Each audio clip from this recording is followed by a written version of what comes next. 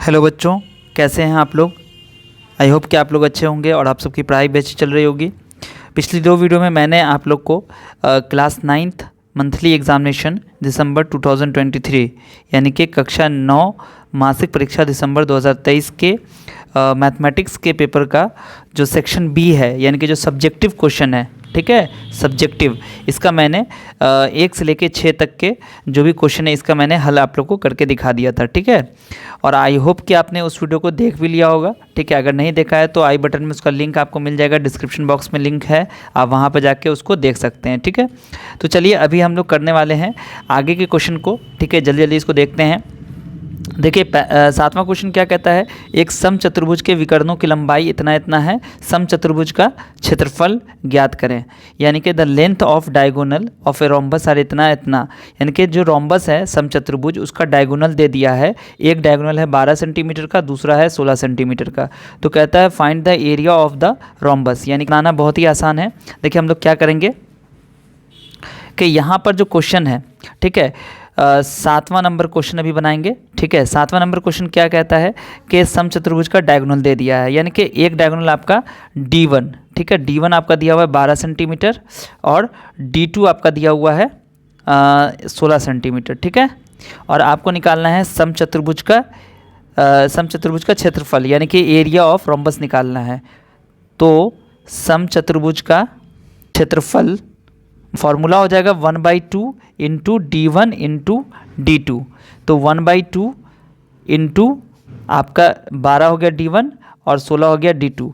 तो 2 छक्के 12, क्या हो जाएगा 16 छक्के 96 सेंटीमीटर स्क्वायर, ये आपका आंसर हो गया, ठीक है। चलिए नेक्स्ट क्वेश्चन में देखते हैं क्या है। नेक्स्ट क्वेश्चन कहता है यहाँ पर क्वेश्चन नंबर 8 है, यदि एक लंबवृत्तीय बेलन है, लंबवृत्तीय बेलन का मतलब राइट सर्कुलर सिलेंडर, अगर एक लंबवृत्तीय बेलन के आधार की त्रिज्या यानी कि radius of base radius 15 centimetre दिया हुआ है, आधार की त्रिज्या 15 सेंटीमीटर और ऊंचाई 21 सेंटीमीटर, तो उसका वक्र पृष्ठीय क्षेत्रफल ज्ञात करें, यानी कि उसका कर्व्ड सरफेस एरिया निकालना है। तो इस क्वेश्चन में बेलन के आधार की त्रिज्या यानी कि आर आपको दिया हुआ है 15 सेंटीमीटर और ऊंचाई दिया हुआ है एच यानी कि 21 सेंटीमीटर दिया हुआ है, ठीक है। तो आपको यहाँ पर निकालना है कर्व सरफेस एरिया वक्र पृष्ठीय क्षेत्रफल, बराबर होता है कर्व सरफेस एरिया का फॉर्मूला होता है 2πr/h, ये फॉर्मूला है आपका, ठीक है। तो 2 गुने पाई की वैल्यू कितनी रखनी है 22/7, आर की वैल्यू कितनी रखनी है 15 और एच की वैल्यू कितनी रखनी है 21। अब इसको आप काटिए, 7 से 7 से 21 कट जाएगा। अब यहाँ पर क्या हो जाएगा, इसको गुना कीजिएगा, 15 दूनी 30, 30 तिया 90, यानी कि 9 दूनी 18 1 19। तो आपका आंसर आ जाएगा 1980 सेंटीमीटर स्क्वायर, ये आपका आंसर हो गया, ठीक है। बच्चों 9वां क्वेश्चन आपका क्या कहता है, यदि एक घनाभ की लंबाई चौड़ाई ऊंचाई यानी कि तीनों चीज़ दे दी है 10 सेंटीमीटर 8 सेंटीमीटर 6 सेंटीमीटर, तो इसके विकर्ण की लंबाई ज्ञात करें, यानी कि लेंथ ब्रेथ हाइट दे दिया है क्यूबॉइड का, ठीक है। और इसका क्या कहता है आपको डायगोनल निकालना है। तो यहाँ पर आपको सिंपल सा क्या करना है, एल आपका दिया हुआ है कितना है 10 सेंटीमीटर, बी आपका दिया हुआ है यानी कि ब्रेथ चौड़ाई आपकी दी हुई है 8 सेंटीमीटर और एच दिया हुआ है 6 सेंटीमीटर, ठीक है।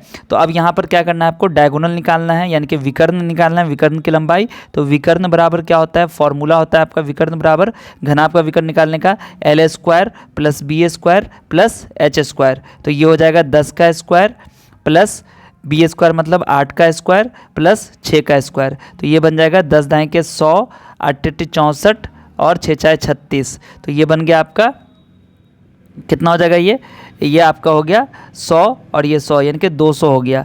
तो ये बन जाएगा 2 गुने 100 यानी कि ये 100 बाहर आएगा तो 10 बन जाएगा, 10 दाएँ के 100 10√2 और ये आपका आंसर हो गया, ठीक है। चलिए अगला क्वेश्चन देखिए। आपका अगला क्वेश्चन है 3 सिक्कों को एक साथ 20 बार उछाला गया, यानी कि साइमल्टेनियसली 20 टाइम्स 3 सिक्के को 3 कॉइन्स को उछाला गया है, टॉस किया गया। प्रत्येक बार चित आने की संख्या निम्न है, यानी कि चित आने की हेड, नंबर ऑफ हेड जो आया है वो बता रहा है कि एक बार क्या हुआ कि किसी में हेड नहीं आया, मतलब 0। एक बार एक में 3 सिक्के को एक साथ उछाला गया, तो एक बार क्या हुआ कि जब दूसरी बार उछाला गया तो एक में हेड आया, फिर तीसरी बार जब उछाला गया तो उसमें 2 सिक्के में हेड आया, फिर चौथी बार जब उछाला गया तो 2 सिक्के में हेड आया, फिर 1 सिक्के में हेड आया। इसी तरीके से अलग अलग जो ये दिया हुआ है फ्रिक्वेंसी आपको दिया हुआ है, ठीक है। ये ऑब्जर्वेशन हो गया आपका। आपको क्या कहता है कि दिए गए आंकड़ों के लिए बारंबारता बंटन सारणी यानी कि फ्रीक्वेंसी डिस्ट्रीब्यूशन टेबल बनाना है। तो आप क्या करेंगे, यहाँ पर देखो कौन क्या क्या आया हुआ है, 0 है, 1 है, 2 है और 3 है, और तो कोई नंबर इसमें नहीं है, ठीक है। तो हम क्या करेंगे, यहाँ पर लिखेंगे, ऐसे टेबल बना देंगे। इस तरीके से आपको टेबल बनाना है, चित की संख्या, ठीक है, और बारंबारता, ठीक है। यानी कि चित की संख्या मतलब कितने सिक्के में चित की संख्या आ रही है, ठीक है। तो यहाँ देखो क्या है, आप इसमें ये भी लिख सकते हो कि थोड़ा बड़ा हो जाएगा, लिखोगे यहाँ पर सिक्कों की संख्या जिसमें चित आई, वो भी लिख सकते हैं, ठीक है। तो देखो यहाँ पर 0 1 2 3 आपको लिख देना है, 0 1 2 3। अब 0 कितनी बार आया है ये आपको देखना है, या आप ऐसे भी लिख सकते हो कि देखो यहाँ 0 है, ठीक है, तो आप यहाँ पे एक और यहाँ पे लगा सकते हो, जैसे जिसको हम लोग मिलान चिन्ह कहते हैं या फिर उसको टैली मार्क कहते हैं, वो भी कर सकते हो। अदरवाइज आप इसको ऐसे गिन भी सकते हो, 0 कितनी बार आया है, 1 2 3 बार आया है 0, तो यहाँ पे 3 लिख देंगे। उसके बाद 1 कितनी बार आया है, 1 2 3 4 5 6 7 8, तो 8 लिख देंगे। उसके बाद 2 कितनी बार है, 1 2 3, उसके बाद 4 5 6, तो 6 लिख देंगे। उसके बाद 3 कितनी बार आया है, तो 1 2 3 बार आया है। अब इसको जोड़ के देखो कितना आता है, 3 8 11 6 17 3 20 हो गया, यानी कि 3 बार 0 आया, 8 बार 1 आया है।